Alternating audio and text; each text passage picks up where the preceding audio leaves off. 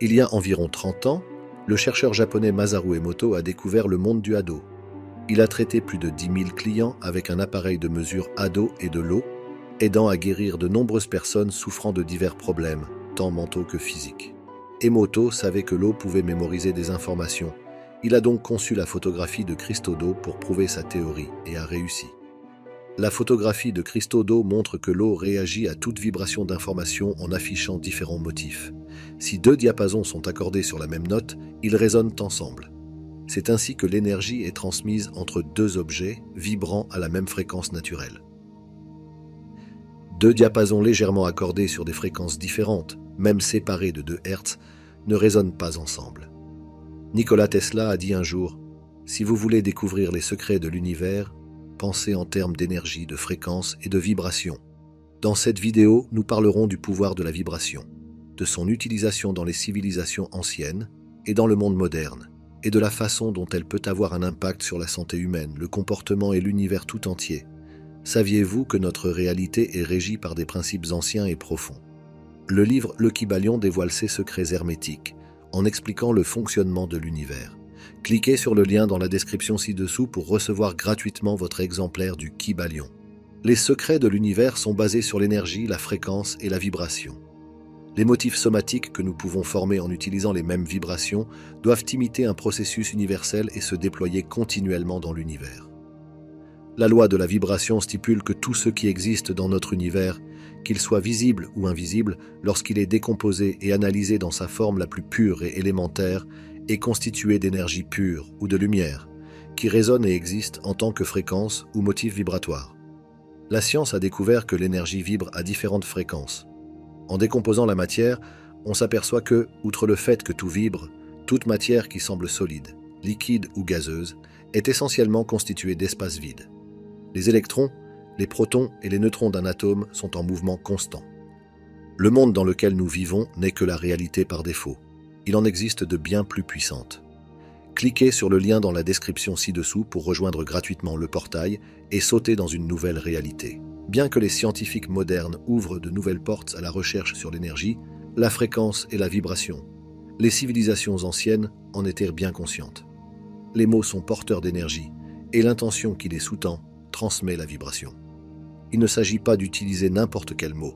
L'énergie que vous mettez derrière un mot portera sa signification plus profondément. Chaque molécule ou atome de cet univers vibre à une fréquence particulière. Une molécule dans un espace libre peut vibrer parce que les atomes qui la composent peuvent se déplacer dans différentes directions par rapport à la position de la molécule entière. Les atomes et les molécules ont de l'énergie, même à 0 Kelvin. Cette énergie les fait vibrer. Les interactions entre les différents composants des molécules, comme la répulsion nucléaire, l'attraction nucléaire et la répulsion électronique, déterminent leur mouvement. Chaque composant est associé à une quantité finie d'énergie. Une fois que vous connaissez la fréquence de résonance, vous pouvez amplifier ces ondes à un niveau si élevé qu'elles briseront ou détruiront l'objet. Le pouvoir des vibrations peut être analysé par la cymatique, une simple plaque vibrante formant des motifs en fonction de la géométrie de la plaque et de la fréquence des vibrations. En modifiant les vibrations, ces motifs passent du chaos non régulé à la symétrie.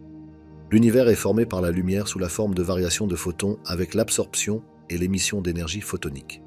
Même sans ajouter de vibrations sonores, les vibrations sont toujours présentes sous la forme d'oscillations de photons, l'avenir se dessinant à chaque nouveau couplage photon-électron, car l'univers n'est jamais au zéro absolu. Les chamans utilisent des instruments de compréhension et des outils de guérison. Icaros est un chant sacré que le guérisseur chante aux patients pour stimuler la guérison. Les adeptes de l'ayahuasca utilisent également ce chant dans leurs pratiques spirituelles. Dans les civilisations anciennes, les chamans chantaient un chant sacré, l'Icaros, pour guérir leurs patients. L'Icaros est également utilisé dans les pratiques spirituelles avec l'ayahuasca. L'ayahuasca est une concoction ethnobotanique psychoactive utilisée depuis des décennies par des groupes indigènes du nord-ouest de l'Amazonie et des organisations religieuses syncrétiques à des fins rituelles et thérapeutiques. Outre l'utilisation de ces connaissances à des fins curatives, les anciens sculptaient et faisaient léviter des pierres et des objets lourds pour construire des structures mégalithiques à plusieurs étages en utilisant les vibrations et les fréquences sonores. Un dispositif pouvant être réglé sur une fréquence spécifique aurait permis aux Égyptiens de tailler des pierres massives comme s'il s'agissait de beurre. Les anciens utilisèrent les vibrations et les fréquences sonores pour sculpter et faire léviter des pierres et des objets lourds. Des recherches indiquent que les Égyptiens disposaient d'un dispositif qui pouvait être réglé sur une fréquence spécifique et qui leur permettait de tailler des pierres massives. L'une des preuves de l'existence de ces dispositifs est la formation rocheuse d'Al-Nasla trouvée en Arabie Saoudite. 2 rochers de 6 mètres de haut, soit 20 pieds, se dressent sur leur socle, séparés par une fissure parfaitement lisse. On dirait qu'elle a été coupée en 2 par un rayon laser. Selon un géologue, la fissure pourrait avoir été causée par le gel et le dégel, mais d'autres affirment que la fissure est trop précise et trop lisse pour être d'origine naturelle. On suppose que cette formation est la preuve d'une technologie de pointe précoce. En 2015, un dispositif construit par une équipe espagnole a permis de faire léviter et de manipuler de petits objets à l'aide du son. Les scientifiques savaient déjà que les ondes sonores créent des poches oscillantes d'air sous pression qui peuvent produire une force sur un objet capable de contrecarrer l'attraction de la gravité. S'il existe des dispositifs de lévitation par ultrasons, ils reposent tous sur des ondes stationnaires créées lorsque 2 ondes sonores de même fréquence sont émises dans des directions opposées et superposées l'une à l'autre. Cela signifie que tous les appareils précédents nécessitent 2 jeux de transducteurs. En 1987, le docteur David Deek a conçu et construit un dispositif de lévitation acoustique et a réalisé une expérience de microgravité dans le cadre d'un projet de la NASA. La cavité résonante de Helmholtz en plexiglas de 12 pouces de côté est équipée de 3 haut-parleurs reliés au cube par des guides d'ondes acoustiques en aluminium. En appliquant une onde sonore de résonance continue de 600 Hz et en réglant l'amplitude et la phase entre les 3 haut-parleurs, il a pu contrôler la lévitation et le mouvement dans les 3 axes de l'espace ambiant. Cette recherche a été utilisée pour montrer les effets des conditions de microgravité en orbite dans l'environnement de la navette spatiale. Dans les années 1920, un scientifique américain, le docteur Royal Raymond Rife, a mis au point un générateur de fréquences Rife. La machine Rife produisait des ondes de faible énergie, également appelées champs électromagnétiques de radiofréquence. Ces ondes ont une faible énergie par rapport aux rayons X ou à la radiothérapie, qui ont une puissance élevée. Aujourd'hui, l'utilisation d'ondes de faible énergie comme traitement est moins courante, mais elle fait l'objet de recherches. Le docteur Rife a fait des expériences en introduisant le virus BX dans des rats, ce qui a provoqué le développement de tumeurs chez ces derniers. Il a pu éliminer les tumeurs en les exposant à leur mort via son appareil Rife. En 1934, une équipe de médecins de l'USC dirigée par le Dr Johnson a transféré 16 patients en phase terminale d'un hôpital de San Diego au domaine de Scripps à La Jolla, en Californie. Ils y ont été soumis aux fréquences recommandées par le Dr Rife pendant 90 jours.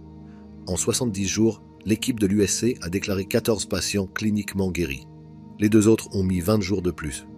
Anthony Holland, professeur associé et directeur de la musique au Skidmore College, compositeur intéressé par les effets physiques du son, a décidé d'étudier l'impact des fréquences audio sur la microbiologie.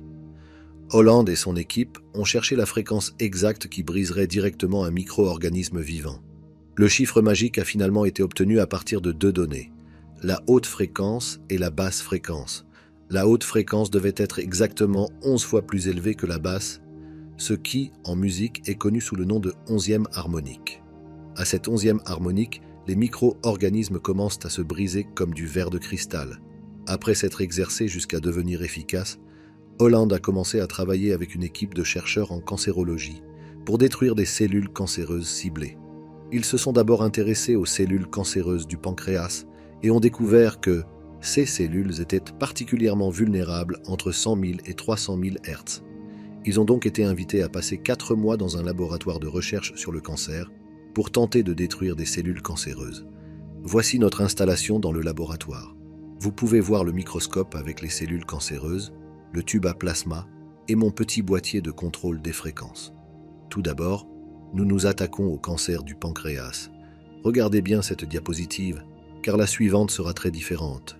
Lors d'expériences répétées et contrôlées, les fréquences connues sous le nom de technologie des champs électriques pulsés oscillants ont tué en moyenne 25% à 40% des cellules leucémiques, voire 60% dans certains CA. Le monde dans lequel nous vivons n'est que la réalité par défaut. Il en existe de bien plus puissantes. Cliquez sur le lien dans la description ci-dessous pour rejoindre gratuitement le portail et sauter dans une nouvelle réalité. En outre, l'intervention a même ralenti le taux de croissance des cellules cancéreuses jusqu'à 65%. L'équipe a également réussi à attaquer les cellules du cancer de l'ovaire. Plus récemment, elle a testé le traitement contre la superbactérie mortelle SAERM, un organisme résistant à de nombreux antibiotiques courants. Hollande explique que des milliers de personnes meurent chaque année à cause du SAERM et que les médicaments habituellement utilisés contre ce pathogène sont connus pour leurs effets secondaires toxiques. Incroyablement, la thérapie par fréquence a éliminé la résistance aux antibiotiques et les chercheurs ont pu introduire un petit nombre d'antibiotiques pour tuer le microbe. En outre, il existe des preuves d'un tout nouveau type de médecine dans laquelle l'ADN peut être influencé et reprogrammé par des mots et des fréquences sans couper et remplacer des gènes individuels. Gariev et son équipe ont réussi à transformer des embryons de grenouilles en embryons de salamandre simplement en transmettant le modèle d'information de l'ADN par le biais de la seule fréquence. Le groupe de recherche de Gariev a prouvé qu'avec cette méthode, les chromosomes endommagés par les rayons X, par exemple, peuvent être réparés. Ils ont même capturé les schémas d'information d'un ADN particulier et les ont transmis à un autre, reprogrammant ainsi les cellules vers un autre génome. Ils ont ainsi réussi à transformer des embryons de grenouilles en embryons de salamandre, simplement en transmettant les schémas d'information de l'ADN. Selon les chercheurs russes, notre ADN n'est pas seulement responsable de la construction de notre corps, mais sert aussi au stockage des données et à la communication. Les linguistes russes ont découvert que le code génétique, en particulier les 90% dits inutiles, suit les mêmes règles que toutes nos langues humaines. Ils ont comparé les règles de la syntaxe, de la sémantique et les règles de base de la grammaire. Ils ont constaté que les alkyles de notre ADN suivent une grammaire régulière et ont des règles établies, tout comme nos langues. Les langues humaines ne sont pas apparues par hasard, mais sont le reflet de notre ADN. Lee Bartel, professeur émérite de musique, de santé et d'éducation musicale, est un éminent chercheur et expert sur la manière dont nos cellules sont affectées par le son. Il étudie comment le son peut stimuler les cellules du corps et du cerveau, afin de réduire l'impact des douleurs liées à la fibromyalgie, à la maladie d'Alzheimer, à la maladie de Parkinson et à la dépression, et même d'augmenter le flux sanguin. Un appareil vibro-acoustique grand public est utilisé pour traiter ces problèmes de santé. Les chercheurs ont découvert qu'ils pouvaient documenter l'activation des cellules cérébrales à la fréquence du stimulus, ce qui leur permettait d'utiliser un stimulus pour provoquer des états cérébraux souhaités, comme le sommeil delta, qui mesure environ 40 Hz. Bien des années après avoir commencé à faire cela, j'ai découvert que je pouvais utiliser une seule hauteur de son, comme ces 40 Hz. Vous vous souvenez de ce son très bas, comme le mi grave du piano. J'ai découvert que je pouvais aider les gens à réduire leur douleur et même à atténuer les symptômes de la maladie d'Alzheimer. Le docteur Bartel et ses collègues chercheurs ont découvert que lorsque les vaisseaux sanguins étaient exposés à certains taux de stimulus, ils répétaient ce taux, ce qui avait des implications pour d'autres conditions médicales. Il explique comment ces impulsions de stimulation affectent les fonctions corporelles et les schémas cérébraux, à de multiples niveaux, jusqu'à la communication intracérébrale, qui aide un côté du cerveau à se synchroniser avec l'autre. Il a été démontré que la musicothérapie neuroscientifique aidait les enfants ayant subi des traitements contre le cancer à retrouver une activité gamma. La recherche a prouvé que diverses thérapies musicales traitent les troubles du sommeil. Il note que les études habituelles sur le sommeil se concentrent moins sur les niveaux d'oxygène et la fréquence des cellules cérébrales. La musique a non seulement amélioré le sommeil, mais elle a également atténué la douleur chez les patients atteints de fibromyalgie. Les chercheurs ont utilisé un stimulus pulsé de 40 Hz et ont constaté un changement spectaculaire dans le sommeil, la douleur, la dépression et la qualité de vie de ces patients. Les implications sont considérables. Nous pouvons réguler les circuits cérébraux et les fonctions cellulaires plutôt que les seuls états cérébraux. Lorsque vous entendez un clic comme celui-ci, ce qui se passe, c'est que des compressions de molécules d'air parviennent à votre oreille, qui les traduit en une impulsion électrique et les envoie à votre cerveau, comme ceci. L'impulsion remonte donc le long du nerf et pénètre dans le neurone. Mais il ne s'agit pas d'un seul neurone. Ce sont probablement des milliers ou des millions de neurones qui réagissent à ce clic. Petite précision, lorsque notre oreille reçoit un clic, nous l'appelons un Hertz. Il s'agit d'une mesure par harmonique et par seconde. Lorsqu'il y en a 5 par seconde, on parle de 5 Hertz. lorsqu'il y en a 40, on parle de 40 Hz. L'onde cérébrale est mesurée de la même manière que le Hertz. Ainsi, un son de 40 par seconde ou de 40 Hz sera appelé gamma, parce qu'il appartient à la catégorie des ondes cérébrales gamma. Ces méthodes sont appliquées aux patients atteints de la maladie d'Alzheimer et aux patients souffrant de dépression, avec des résultats satisfaisants. Bartel décrit les méthodes pour chacune d'entre elles et donne des détails sur la longévité et la façon dont les résultats sont cumulatifs, tout en nécessitant une exposition constante au stimulus de l'impulsion pour que le traitement se poursuive. Un Suédois, le Dr Jarl, a étudié à Oxford à cette époque et s'est lié d'amitié avec un jeune étudiant tibétain. Quelques années plus tard, en 1939, le Dr Jarl s'est rendu en Égypte pour le compte de la Société scientifique anglaise.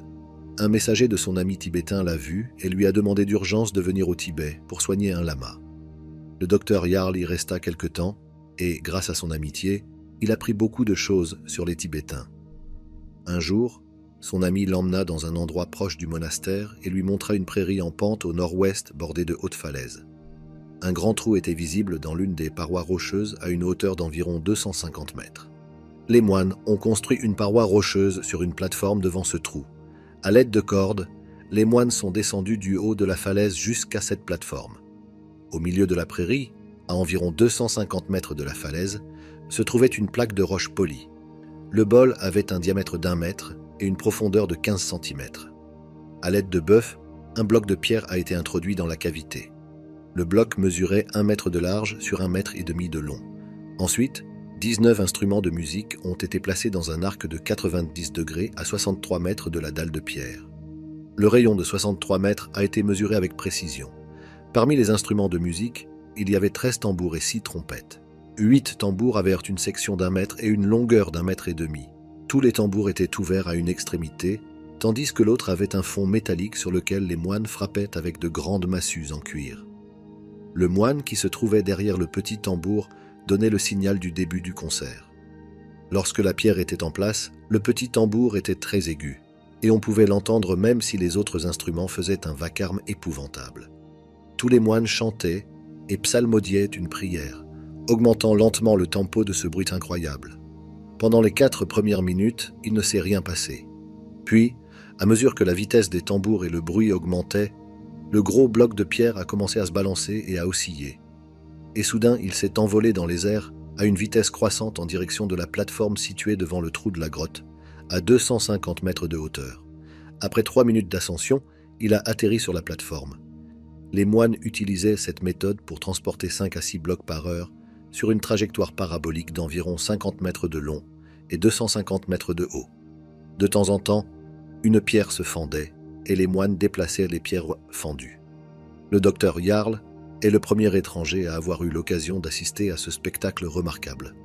Comme il a d'abord cru être victime d'une psychose de masse, il a filmé l'incident à 2 reprises. Les films montrent les mêmes choses que celles dont il a été témoin. La société anglaise pour laquelle travaillait le docteur Jarl a confisqué les 2 films et les a déclarés confidentiels. Cette action est assez difficile à expliquer ou à comprendre. Les moines ont utilisé des instruments de musique pour faire léviter les pierres de leur emplacement. L'accord harmonique des tambours et des trompettes, combiné au chant puissant des prêtres, a créé un effet antigravitationnel qui a soulevé les lourdes pierres.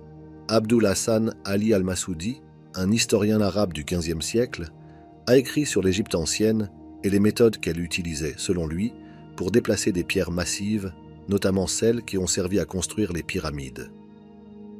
Il affirme qu'un papyrus magique, imprimé de symboles, était placé sous chaque pierre, après quoi une tige métallique était frappée contre la pierre pour déclencher le processus de lévitation. Selon al-Massoudi, la pierre était guidée le long d'un chemin clôturé par des poteaux métalliques. Certains pensent que ces poteaux auraient pu être utilisés pour créer des vibrations sonores à haute fréquence, responsables des effets de lévitation. En dehors de ce témoignage écrit, qui est sujet à interprétation, il n'existe aucune preuve directe suggérant que les pyramides ont été construites par lévitation acoustique. Cependant, la grande pyramide de Gizeh possède des propriétés acoustiques extraordinaires, démontrant la capacité d'amplifier considérablement les sons générés à des fréquences spécifiques. Les Égyptiens qui ont construit les pyramides sur le plateau de Gizeh connaissaient bien le son et savaient comment l'utiliser pour produire des effets puissants, y compris peut-être la lévitation. Les travaux de l'Institut de la réalité sont mis gratuitement à votre disposition, mais ils nous demandent beaucoup de travail. C'est pourquoi, si vous avez apprécié cette vidéo, vous pouvez vous abonner à notre chaîne YouTube et laisser un j'aime sous cette vidéo. Nous reviendrons bientôt avec un autre dossier. Quantiquement, l'équipe de l'Institut de la réalité.